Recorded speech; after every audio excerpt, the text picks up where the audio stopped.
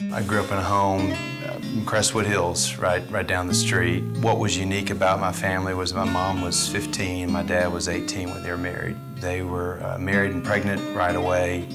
And so by the time my dad was 26, my mom was 23, they had 3 children.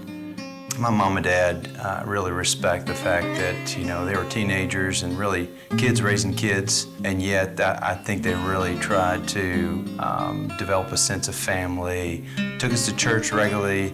I really don't think mom and dad knew the Lord, but they were real faithful. They even taught Sunday school class, and my dad really treated my mom more like second or third down on the priority list. And I think, you know, sports and his boys and his children were kind of more of a priority. And my dad was real angry, and I remember growing up and putting his fist through the door, and a lot of yelling and fighting. And my mom kind of pretty much had it. And so my parents were divorced when I was midway through high school. I think that kind of losing the family structure is when I started kind of straying and kind of getting into a little bit of alcohol, and probably took advantage of the lack of the structure in the home.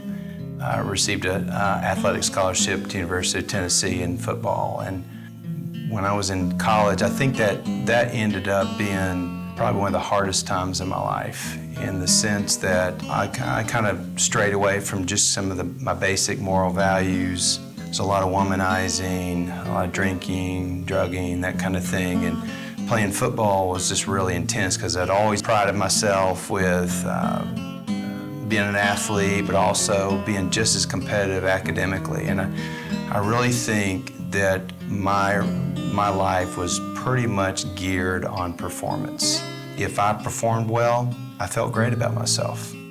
And then I think when I hit University of Tennessee, and by the time I got up there, I was playing with guys like Reggie White, and I quickly became kind of a small fish in a big pond. And so that really was the first time that my identity started really taking a nosedive. And I wasn't starting. My first year, I didn't even dress out.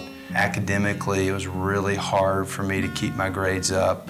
And so just to kind of on all fronts, my kind of shame and doubt, and there was guilt because I knew that kind of the drinking and that whole party scene, womanizing wasn't right. So I was really struggling. Meanwhile, back at my home, my mom and dad had gone through about 1.5 years of divorce. Some really dramatic things were happening in my mom's life. She had gotten married when she was 15, so she really never did have high school years. So I remember being at bars in college and seeing my mom there. And so that was kind of an odd situation, but my mom was just trying to find herself. My dad, meanwhile, he still loved my mom. He really realized that he'd blown it, and he knew his priorities were out of line. So in his own separate path, he was really searching. And while I was gone in college, my parents went through some dramatic changes. My mom accepted Christ, started kind of on a new path of life. My dad went to an Athletes in Action conference, and he also accepted Christ in his own path. Through over about 1 year's time, my dad, he changed. His anger, his brokenness over how he had treated my mom. They went out on a date, and she said that immediately she knew that God supplied the love for her from my dad. And as they started dating, she realized that it really is only the power of God that had changed my dad. He was kind to her and respectful, and she knew it was just a miraculous change. So my mom and dad were remarried after several months of dating, and they started praying for their kids, and me and my older sister and my younger brother, Greg. And whenever I would spend time with my parents, I'd really realize that there was something unique and different about them. And they told me they were praying about me. And I remember being in a bar and talking with a girl, and I really didn't know her that well, and I was just talking, and she was saying, what's your plans for the future? And I said, I think I want to become a Christian. And she said, what are you talking about? And I said, no, I know there's two types of kind of religion. There's the real church type where you kind of go to church and wear your coat and tie and you act like everything's all right. And I said, I think there's the real deal. And I said, I've seen the real deal. The miracle of the Bible exists today. And I've seen the change in my mom and dad.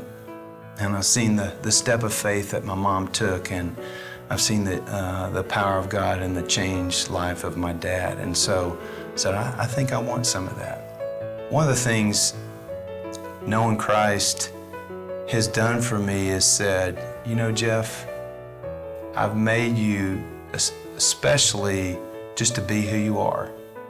And that's enough. And you don't have to perform. You don't have to overachieve. You just have to be who you are.